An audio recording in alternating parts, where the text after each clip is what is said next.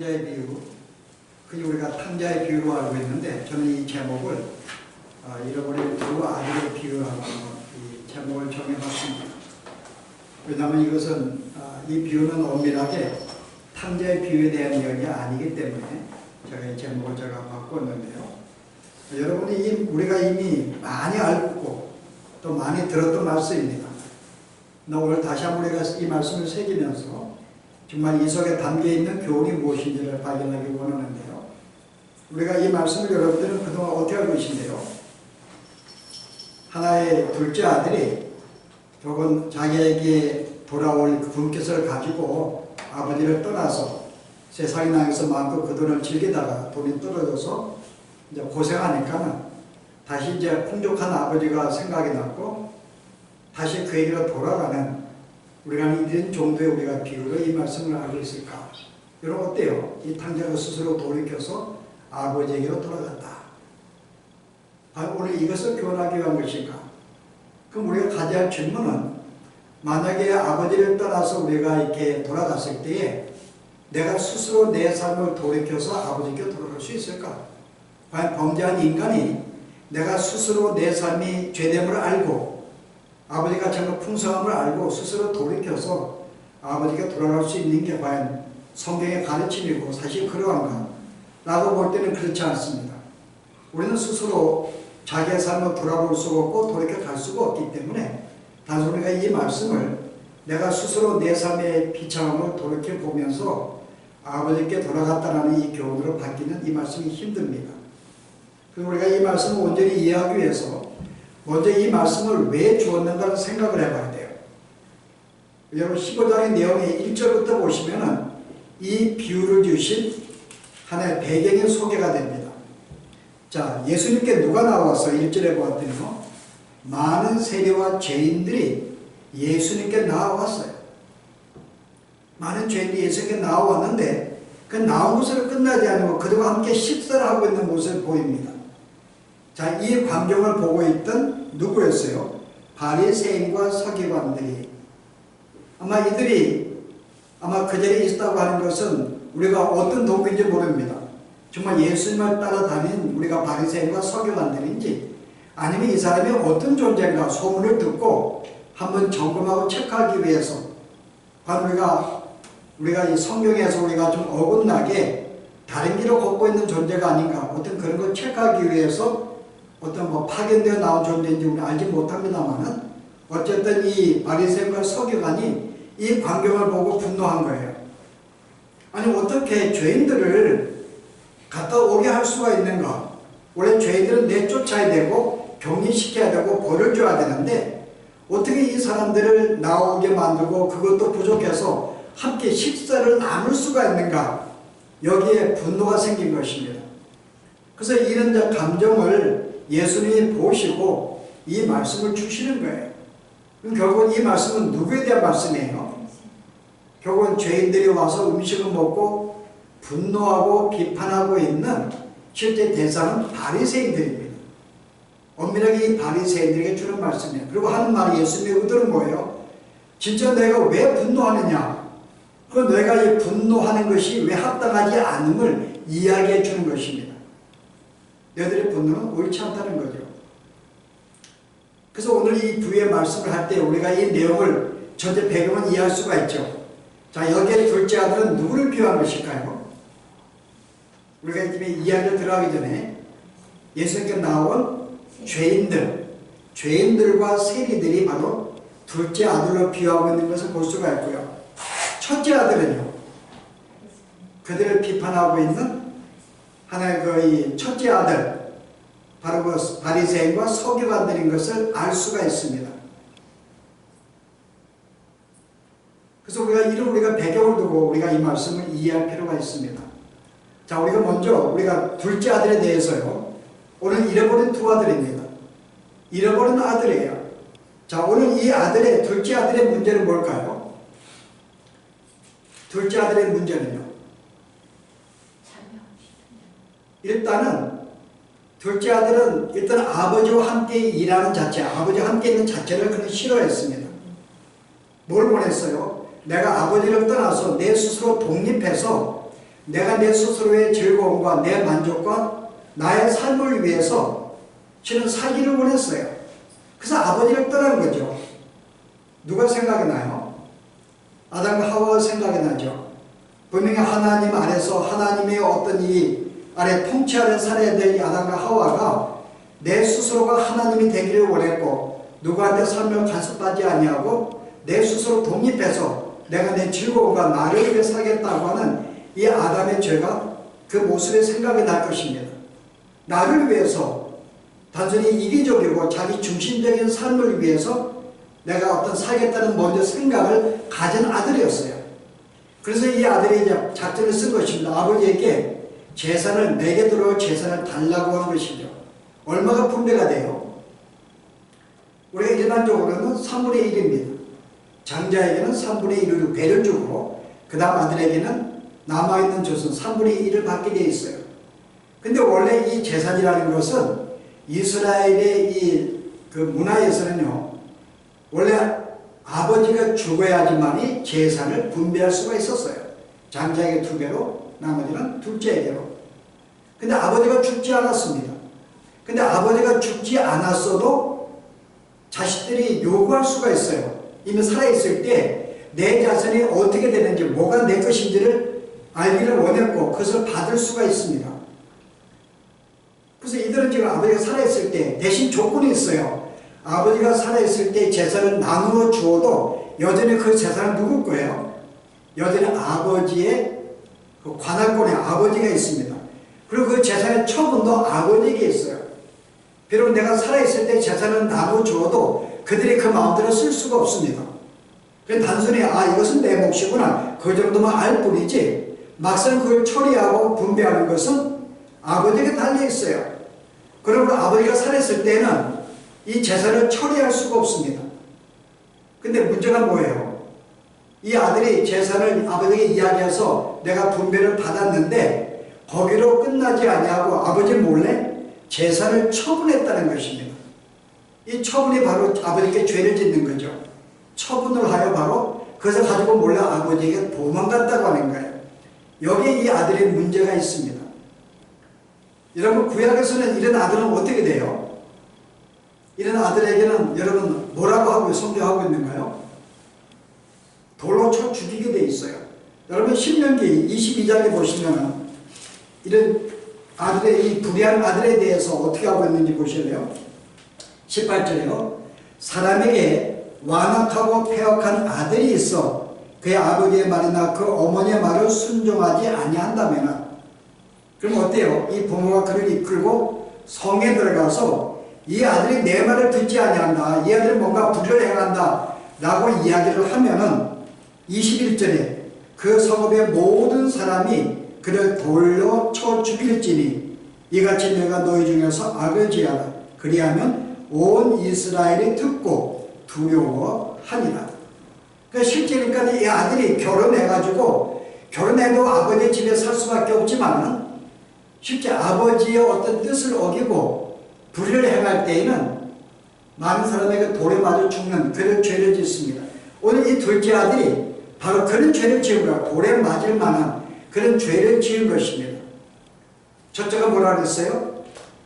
내가 아버지를 떠나서 내가 스스로가 내가 인생의 주인이 되어서 내 마음대로 살려고 내 즐거움을 위해서 살려고 했던 그 마음을 가지고 실제 그를 실제로 옮긴 거죠.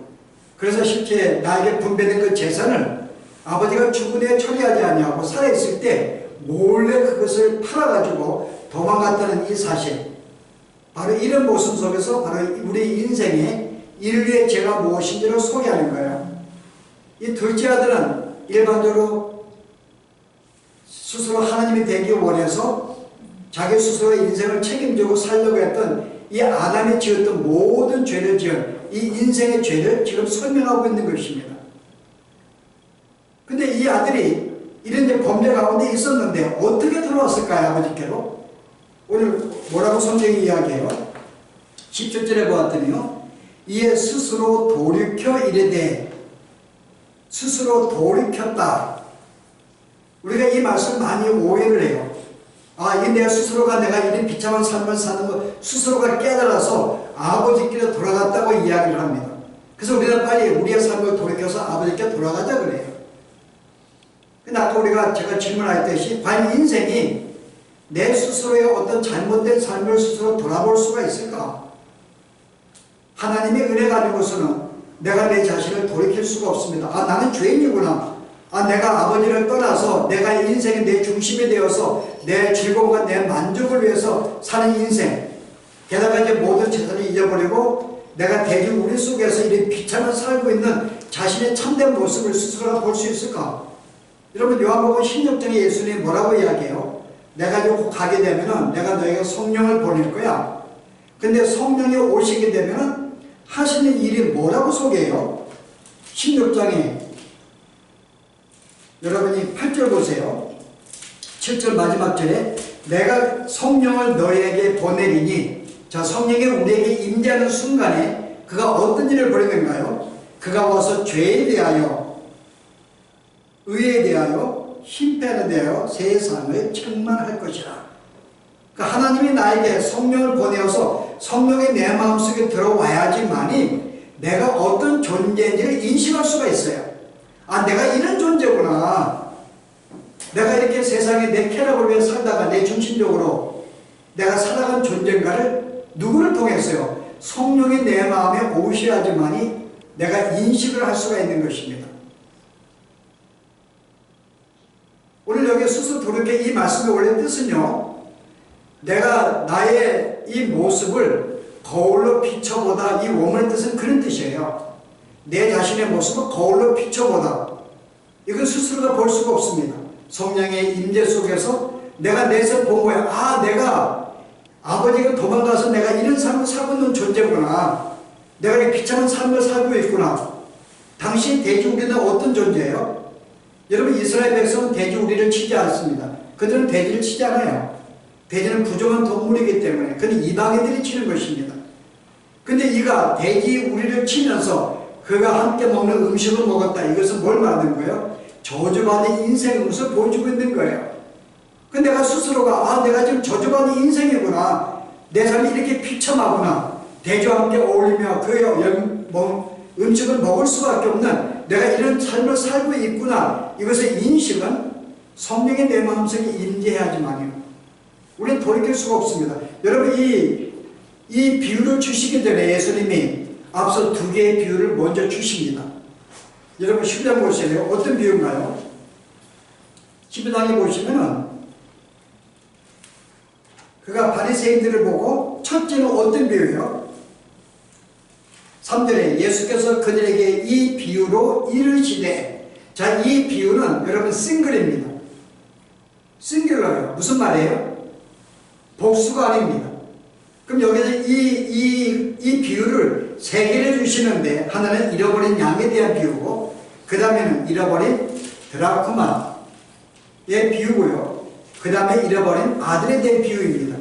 이 세 가지의 비유는 하나의 싱글, 비유를 하나의 싱글을 뭘 말하는 거예요?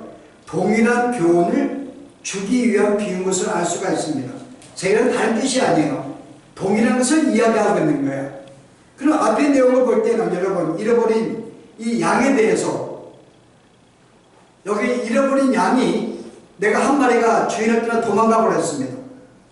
근데 이 양이 스스로가, 아, 내가 길을 잊어버렸구나. 내가 주인에게 돌아가야지. 그런 인식을 하지 못해요. 누가 이 양을 찾아야 했어요?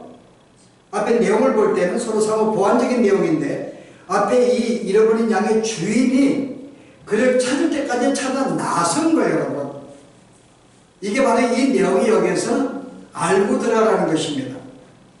스스로가 내가 돌이킨 것이 아니라 벌써 이 목자가 자기 양을 찾기 위해서 찾으러 나선 거야. 다른 모든 양들을 내버려 두고. 언제까지? 찾을 때까지 계속 돌아다닌 것입니다. 둘째 비유도 마찬가지예요. 잃어버린 드라카마요. 동전인데, 잃어버린 동전에 대해서 8절에 보았더니 어떤 여자가 10 드라카마가 있는데 하나를 잊어버렸어요. 그래서 이 여인이 이걸 찾기 위해서 열심히 찾아다닙니다. 누가 찾아다닌 거예요? 이 여인이 찾아다닌 거예요. 그래서 그가 열심히 찾고 여기에 다 뒤진 다음에 결과로 잃어버린 동전을 다시 찾게 된 거죠. 그래서 기뻐하고 즐거워하는 거예요. 바로 이 내용이 바로 이 아들에게도 계속 연관되어 있는 거예요. 열심히 아버지가 열심히 그 아들을 찾아다녔다는 것이 여기에 전제가 있는 것입니다. 막상 이 내용만 보면은 마치 아무것도 안 하고 기다리고 있다가 아들이 오면은 아들을 맞이한 크리스 아닙니다. 네가 돌이켜서 오면 내가 받아줄게 이런 내용이 아니라 앞에 뒤 우리가 다른 비유와 함께 종합해 볼 때에는 열심히 하나님의 그 아들을 찾기 위해서 찾아다녔다는 걸 볼 수가 있어요. 이를 위해서 하나님이 당신의 아들을 우리에게 보내었고 그 아들을 우리를 찾게 만들었던 거죠. 그래서 실제는 우리가 구원받는 것은 하나님 먼저 찾아와서 우리에게 성령을 주셔야지만이 내가 이런 존재인 것을 인식할 수가 있어요. 자, 오늘 이 아들이 들어올 때 첫 번째가 성령의 도우심으로 내가 어떤 상태에 있는지를 먼저 인식을 했습니다. 내가 지금 이런 저주받은 인생을 살고 있구나. 내가 하나님을 떠나서 이 죄의 삶을 살고 있구나. 자, 이것을 끝나지 아니하고 두 번째 어떤 일이 벌어져요? 내가 아버지한테 고백을 합니다. 아버지요, 내가 주를 떠나서 이렇게 죄를 지었고 아버지 하나님께 죄를 지었기 때문에 이제 내가 아들로는 감당치 못하겠어요. 나를 종으로 써주세요. 나는 이제 고백을 하게 됩니다. 여러분, 이게 돌이킴의 진정한 우리가 회개한 두 번째 단계예요. 내가 인식으로 끝나지 않냐고 실제는 내가 주 앞에 내 주님 내가 이런 죄를 지었습니다. 내가 이런 존재였군요. 내가 아버지께 돌아갑니다. 주님의 나를 십자가 죽으시다뇨. 실제 구체적인 고백이 자에게 있는 거예요. 인식과 더불어 고백이 있습니다. 그냥 고백으로 또 끝나지 않아요. 그 다음에 어떻게 해요? 이에 일어나서 실제로 행동으로 옮깁니다. 아버지께로 돌아가니라. 이 세 가지 단계. 실제 여기가 우리가 진정한 돌이킴, 진정한 회개가 벌어지는데요. 그래서 우리가 회개라고 하는 것은 단순히 내가 내 스스로의 삶을 돌이키는 게 아니라 어떤 죄를 지었기 때문에 돌이키는 게 아니라 찾는 자의 열심으로 인해서 그가 돌이키는 내 사건을 회개라고 성경은 말하는 거예요. 그래서 우리가 이런 경험이 있는가를 성경은 말하고 있습니다. 오늘 예수님께 돌아온 이 죄인들과 세리들은 예수 뭐라고 그래요? 바로 이들은 자신들의 삶이 얼마나 비참한 줄 알고 하나님을 떠난 존재 죄인인 걸 알고 그들의 삶이 인식하고 그걸로 끝나지 않냐고 실제 그들의 마음에 고백을 하며 나에게 돌아왔다고 하는 거죠. 그러므로 내가 잃었던 이 아들을 진정으로 다시 발견해서 너무나 기쁘고 즐겁다고 예수는 말하고 있는 거예요. 내가 너무나 기쁘다는 거죠. 바리새인과 죄인들은 어떻게 죄인 함께 음식을 먹을 수가 있을까 했지만 예수님의 의도는 뭐죠?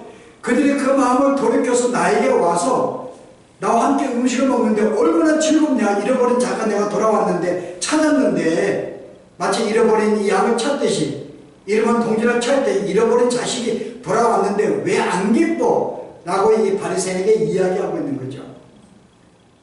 자, 그럼 첫째 아들을 볼까요? 첫째 아들의 제가 첫째 아들도 잃어버린 아들로 제가 정했는데요. 자, 이 아들도 잊어버린 아들입니다. 우리가 외적으로 볼 때는 이 아들은 굉장히 성실해요. 아버지를 떠나지 아니했고 아버지에게 아버지 일을 도와서 아버지 있는 밭에 나가가지고 일도 하고 내가 여러 해 동안 쉬지도 않냐고 열심히 일한 그런 아들입니다.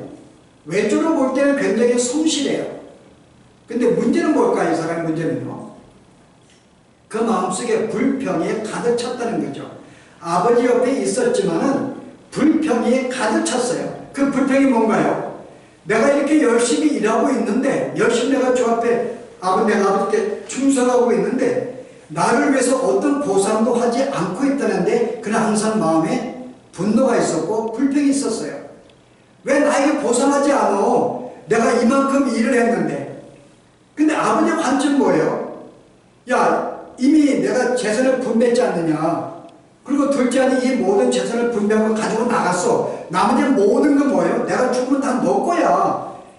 아버지의 입장은 다 너 거라고 하는데 이 아들은 그 인식을 못하고 있는 거예요. 내 거라고 생각 안 합니다. 그래서 내가 마땅히 지금 순간 한번 내가 이만큼 일을 내가 했으면은 그 일한 것만큼 보상을 해야 되는데 왜 보상하지 않냐 그 말이에요. 어디서 그걸 불평을 해요? 둘째 아들이 왔을 때 그 잃어버린 아들을 찾은 걸 너무나 기뻐가지고 그에게 옷을 입히고 가라지를 끼고 신발을 신기고 함께 이렇게 솔진 송아지를 잡는 이 광경을 보고 여기에 불평했던 거죠. 아니 이 죄인을 받는 것이 이해도 안 가지만은 나는 그럼 뭐냐? 나는 오히려 이런 죄도 짓지 아니했고 내가 저 앞에 충성했는데 나를 위해서는 왜 친구를 위해서 한 마리의 소도 잡지 않은 아버지에서 원망하고 있었던 거죠. 분노하면서. 그러면 이 아들은 실제적으로 아버지와 함께 있는 것은 몰라도요. 여전히 그 마음은 뭐예요? 아버지와 함께 있는 사람이었어요. 이가 뭐라고 내가 아버지라고 그러면 내가 아버지를 섬겨서 여러분 섬겼다는 이 섬긴다는 말은 종으로 일한다는 그 말입니다. 그러나 아버지 있었지만 한 번도 그는 아들의 입장에 있지 않았고요. 아들 그 종의 마음을 가지고 있었던 거죠. 내가 이만큼 일하는 보상을 얻기를 원했던 마음. 내가 주의 계명을 지키고 이 정도 충성하고 봉사하면은 주님 나에게 그 보상을 해줘야지, 축복해줘야지. 내 사업도 내 건강도 안전하게 지켜줘야지. 왜 하지 않냐 그 말입니다. 이게 주님의 열심히 섬기는데 왜 나에게 오래 당해? 자, 이 사람은 근본적으로 아버지와 함께 있는 자가 아니었어요. 몸은 있었지만 마음은 여전히 아버지와 아들의 관계가 아니라 종의 입장에 있었고요. 아버지를 통해서 아버지가 목적이 아닌 아버지를 뭔가 얻고자 하는 보상을 받은 그 마음이 있다는 거죠. 여기 이런 사실을 볼 때 예수님은 뭐라 그래요? 너 역시 잃어버린 아들로 친다는 거죠. 네가 언제 진정으로 아버지의 마음을 알았고 아버지와 함께 있었느냐? 난 한 번도 그렇지 않았다는 거죠.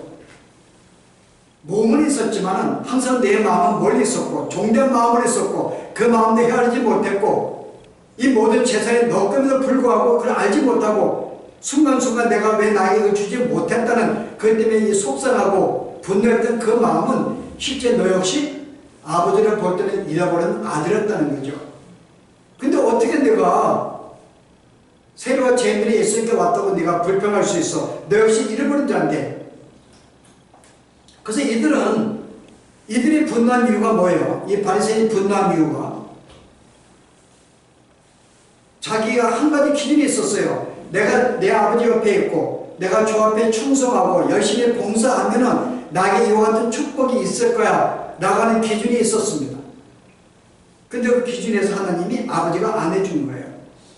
오히려 아버지께 만약에 그가 범죄하고 아버지 예수를 탕진한 아들은 마땅히 어떻게 해요? 마땅히 벌을 받아야 되는 거예요. 그 아들이 볼 때는. 그 자기의 기준으로 볼 때 이런 사람은 상을 받아야 되고 이런 자는 벌을 받아야 되는데 아버지가 거꾸로 행한 것입니다. 오히려 범된 아들에게는 귀한 것을 베풀고 주 앞에 충성한 나에게는 아무것도 해주지 않았던 이 자기의 기준에서 어긋났기 때문에 아버지께 분노한 거죠. 이게 인간이 가지고 있는 분노의 기준이에요. 인간이 우리가 왜 분노하는가? 분노는 어떤 기준이에요? 자기가 세운 기준을 준해서 갖는 것입니다. 근데 예수님의 포인트는 뭐예요? 네가 가진 그 기준이 잘못됐다는 거죠. 네가 가진 기준이. 자, 아버지의 기준은 뭔가? 아버지는 뭔가 하면은 이 아들은 내가 잊어버린 아들이었던 거죠. 아버지는. 얘가 죄를 짓고 안 짓고의 문제가 아니어서 내 아들이라는 거죠. 내 아들인데 한 번에 잊어버렸어요. 그걸 다 찾아서 얼마나 기쁘겠냐 그걸 찾았으니까는 여기가 이 아버지의 관점인데 이 첫째 아들의 기준은 뭐였어요? 그런 관계가 아니었어요. 그럼 아버지께 뭐라고 불평해요? 보았더니요. 아버지요, 당신의 아들이 들어왔으니 내 동생이 아니에요. 한 번도 내 관계적으로 내 아들을 생각 안 했습니다. 내 동생 생각을 안 했어요. 당신의 아들이 돌아왔을 때 이렇게 많은 짐승을 잡았는데 라고 이야기를 해요. 그때 아버지가 뭐라고 이야기해요? 종들도 뭐라고 해요? 종들에게 물었더니 종들이 뭐라고 그러죠? 27절에요. 대답하되 당신의 동생이 돌아왔으니 여기 종들의 답변은 야 얼마나 지금 기쁘냐. 아버지는 당신의 아들이 돌아와서 이랬다 아들 찾아 너무 좋은 거고 또 이 종들을 볼 때는 당신을 볼 때는 당신의 동생이 들어와서 얼마나 기쁘겠냐고 지금 종들이 답변하고 있는데 이 형은요 한 번도 당신의 동생 생각하는 거예요. 무엇을 본 거예요? 하나의 이 기준만 율법만 가지고 보는데 기준만 가지고 아 얘는 잘못했어 벌 받아야지 나는 잘해서 나는 상 받아야지 이 기준만 가지고 있었지 결코 내가 이 관계를 보지 않았던 거죠. 우리가 자식을 기를 때 여러분, 이 자식의 내 자식이라는 기준이 없으면은 여러분 어때요? 그게 내가 하나의 그냥 행한 일로만 내가 판단하고 그걸 정리할 수밖에 없죠. 그런 내 자식이기 때문에 때로 내가 참아주고 용납해주고 기다려주는 이 마음이 있습니다. 내 자식이니까는. 이때 아버지가 이 아들에게 뭐라고 이야기해요? 얘야, 이 첫째 아들은 당신의 아들이라고 했는데 아버지는 뭐예요? 얘야, 내 동생이 들어왔는데 얼마나 기쁘고 즐겁지 않냐고 이야기하는 거예요. 여러분 보세요. 32절에요. 이 내 동생은 죽었다가 살아났으니 우리가 이랬다가 다시 찾는데 얼마나 기쁘냐라고 접근을 하는 것이죠. 이게 인간의 죄성을 말해요. 인간의 죄성은요, 실제 내가 남을 판단할 때 내가 가진 기준이 항상 100% 옳다고 생각을 해요. 그래서 그 기준을 가지고 판단하고 그렇지 않는 데에서 우리는 분노합니다. 내 남편에 대해서, 아내에 대해서, 친구에 대해서 분명히 이렇게 해야 되는데 왜 아니냐 그 말이에요. 근데 주제는 뭐예요? 범죄한 인간은 그 기준 자체가 온전치 않다는 거죠. 그러고 너는 분노할 자격이 없다고 하는 것입니다. 너의 분노는 온전치 않다고 하는 거죠. 하나님이 우리에게 분노하는 건 옳아요. 100% 그거는 합당한 기준이 있기 때문에. 그러나 우리가 인간이 가진 모든 기준은 옳지가 않습니다. 내 생각에 그런 것이지 다른 데 볼 때는 이 기준이 틀려버린 거죠. 어떻게 틀린 기준을 가지고 내가 다른 사람에게 분노할 수 있고 속상할 수가 있어. 그건 옳지 않지. 내가 볼 때는 둘 다 틀렸는데 둘 다 잃어버린 아들인데 이 첫째 아들은 자기는 스스로가 아버지 옆에 있다고 생각을 하고 이 아들만 나쁘다고 생각하는 거죠. 아버지가 볼 때는 둘 다 잃어버린 아들인데요. 자, 여기에 우리 아버지는 어때요? 우리가 여기 제가 볼 때 가장 큰 주인공은 누굴까요? 두 아들일까요? 아버지일까요? 제가 볼 때는 아버지가 실제 가장 중심된 주인공입니다. 우리는 아버지가 하신 일을 오늘 성경 우리에게 보라는 거죠. 자, 아버지는 이 죄 있는 존을 그냥 끝내지 아니하고 우리를 다시 찾기 위해서 어때요? 하늘의 모든 천사를 다 저버리고 이 땅에 오셨어요. 나를 찾기 위해, 나를 구원하기 위해서 열심히 나를 찾아다니면서 나에게 어때요? 당신의 생명을 주신 분이십니다. 오늘 여기에 아들이 들어왔는데요. 자, 아버지가 보았더니 멀리서 아들이 오고 있는 거예요. 아버지가 대문에 가득 기다리고 있었을까요? 여러분 성경 보세요. 아버지가 어떻게 하고 있는지 23절 보세요. 아니 23절인가요?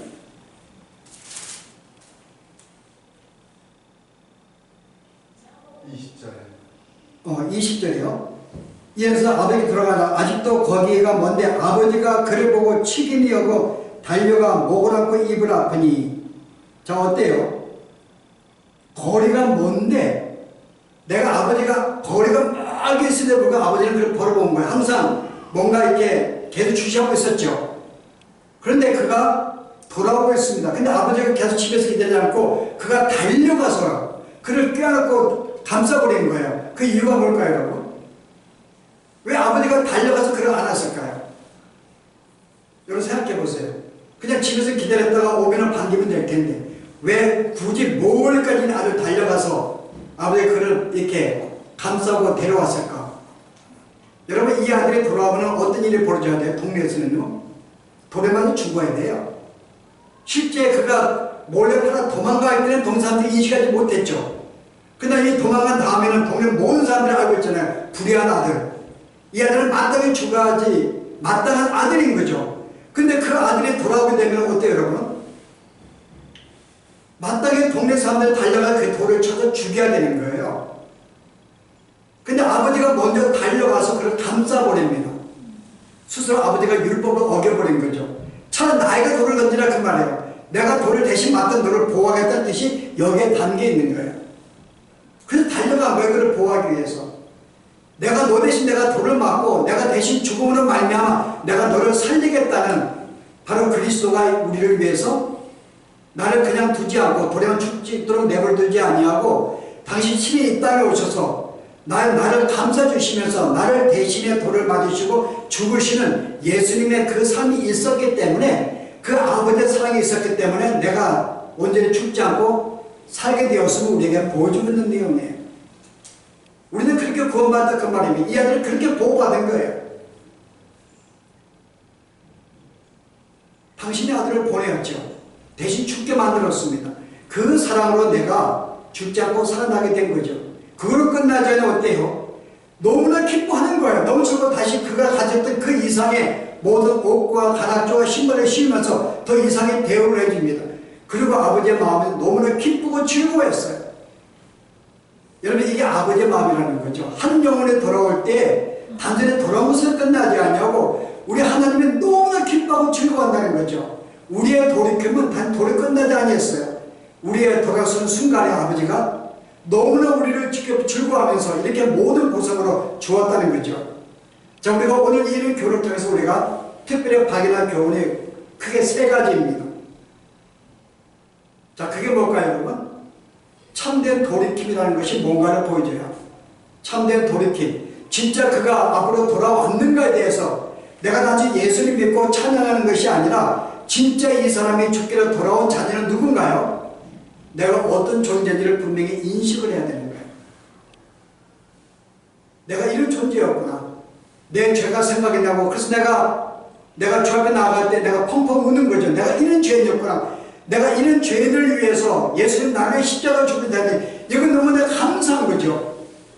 이러한 인식, 그리고 내가 죄인임을 고백하면서 진짜로 내가 주 앞에 회개하며 돌아가고, 이제 아버지의 자식은 내가 자식으로서 이제는 정말 주 앞에 내가 순종하며 살겠다는 그 마음을 갖는 이런 행동까지 이루어질 때 그 사람은 진정으로 돌이킨 사람, 회개한 사람, 예수 믿는 사람이라는 것입니다. 오늘 우리에게 이 경험을 다시 한번 돌아볼 필요가 있어요. 내가 지금 내가 어떤 존재인지를 분명히 정말 죽을 수밖에 없는 죄인 것을 내가 인식을 하였고, 내가 죄로 고백하였으며 내가 죽으로 돌아왔는가.